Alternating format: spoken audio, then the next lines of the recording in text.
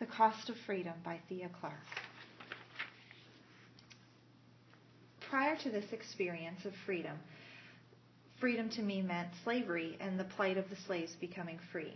Visiting New York City expanded my knowledge of the Gilded Age and immigrants coming to America. What spoke to me as we were going through the Tenement Museum was how much those families had to give up, and Ellis Island maybe was not as much of a symbol of freedom as we think it is. The tenements were a small space for the families to live. However, some families also used their tenement home as a workplace. They were not able to express themselves as they so would have liked due to people coming and going. The Triangle Shirtwaist Factory fire spoke to me as an example of how they were slaves to their work and not necessarily as free as they had hoped upon arriving in America. I found this quote, "My father played a guitar, but I never saw it. When he was in Europe, they say he played a guitar." This spoke to me, and it was an example of how they had to give up a part of themselves in order to experience what we think of as the American dream.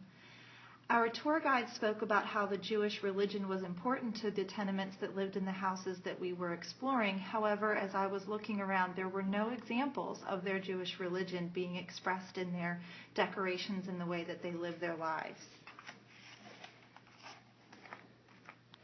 The newspaper advertisement about the opera singer making it out of the tenements and into a life of money and luxury is an example that even though the immigrants came here and were free, they were not really free because they were not able to do as they pleased.